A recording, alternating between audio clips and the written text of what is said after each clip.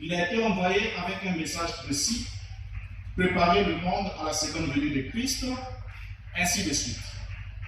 Et ce matin, alors, nous devons traiter de cette question pour voir combien William Branham était très confus. Parce que déjà, quand un homme ne marche plus avec Dieu, il ne peut qu'aller de confusion en confusion.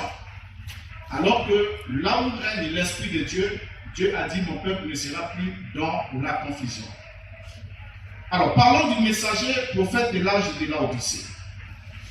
Et comme je l'ai dit, vous entendrez une théorie selon laquelle l'Église a eu 7 âges.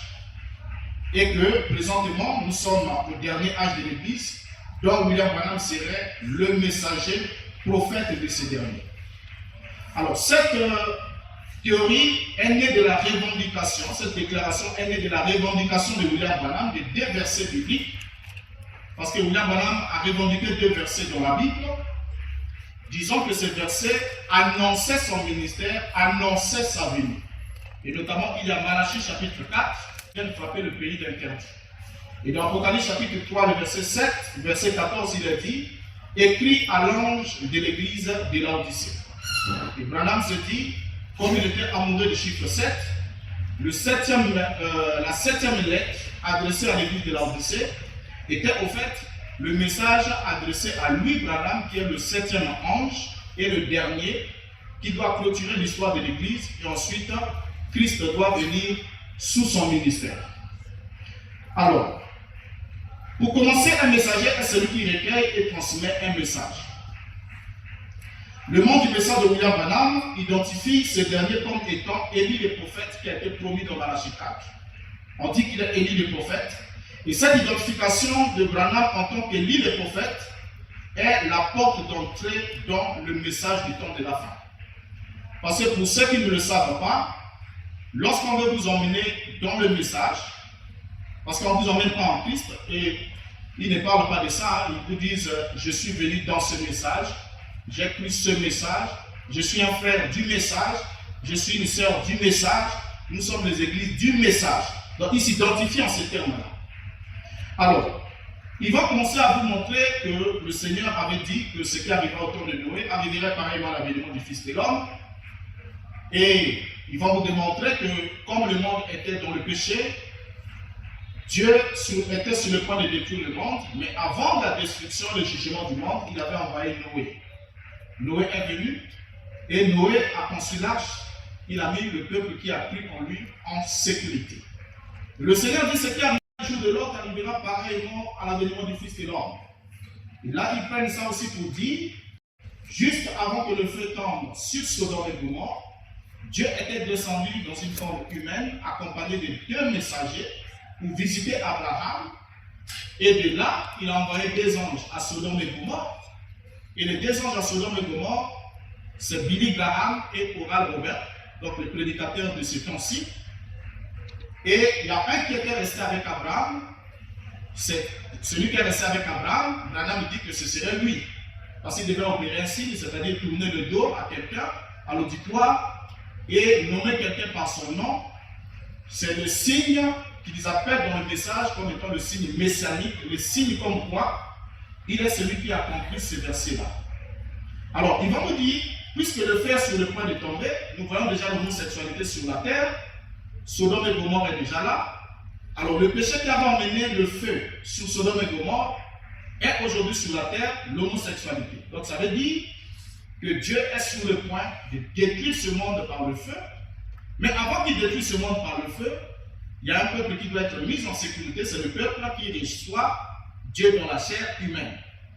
Et ce Dieu dans la chair humaine doit avoir un HAM à son nom, et il doit avoir un nom de 7 lettres, et notamment c'est William Branham.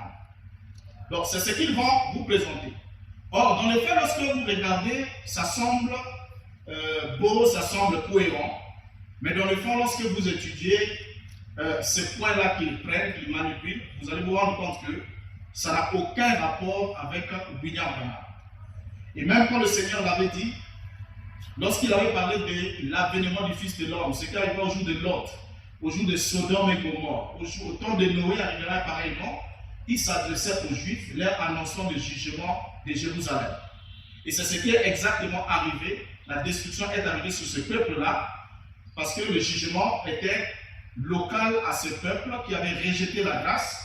Il fallait que les disciples fuient vers les montagnes, ainsi de suite. Il a donné tous les détails dans Matthieu chapitre 24. Alors, pour la petite histoire, lorsqu'on parle des livres des prophètes, on doit comprendre que dans notre Bible, quand nous lisons, dans Deutéronome chapitre 5, le verset 1er, la Bible nous dit, jusqu'au verset 2, Moïse convoqua tout Israël et leur dit, écoutez Israël, la loi et les ordonnances que je vous ai fait entendre aujourd'hui. Apprenez-les et mettez-les soigneusement en pratique. L'Éternel, notre Dieu, a traité avec nous une alliance à Horeb. Donc ici, Moïse s'adresse à Israël, il leur montre que l'Éternel, leur Dieu, a traité avec eux une alliance à Horeb. Et donc déjà ici, on comprend que l'alliance qui était conclue ici, c'est Dieu qui conclut l'alliance avec les descendants biologiques d'Abraham.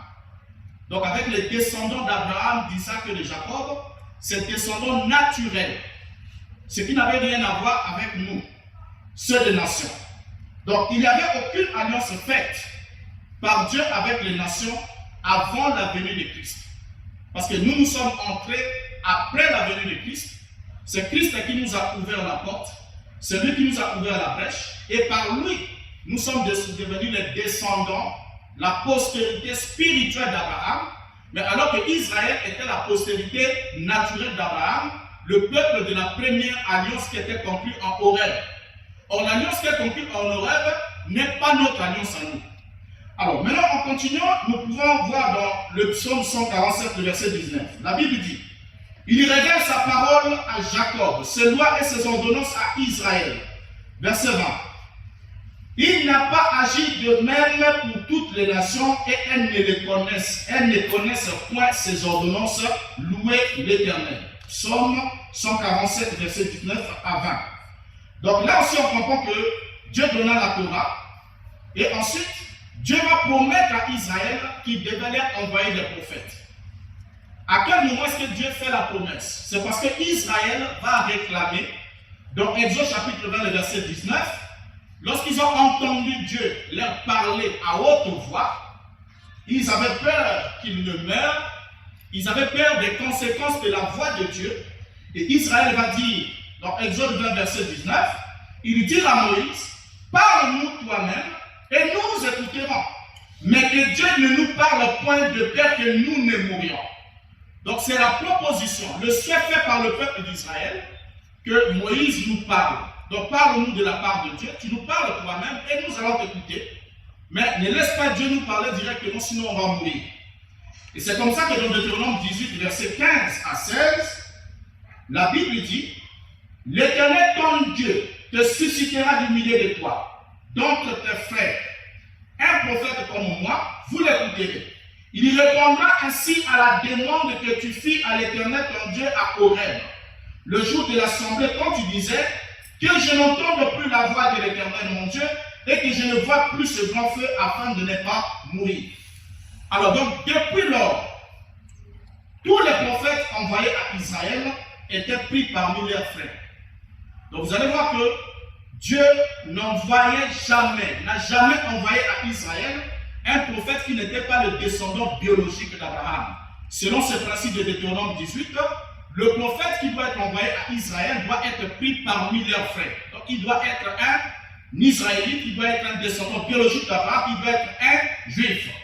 Et c'est comme ça que Amos chapitre 2, le verset 11 va nous attester en disant, j'ai suscité parmi vos fils des prophètes et parmi vos jeunes des Nazaréens, n'en est-il pas ainsi, enfants d'Israël, dit l'Éternel. Amos 2, verset 11, l'Éternel leur rappelle, est-ce que je n'ai pas suscité parmi vos jeunes gens, parmi vos frères, parmi vos fils, des prophètes?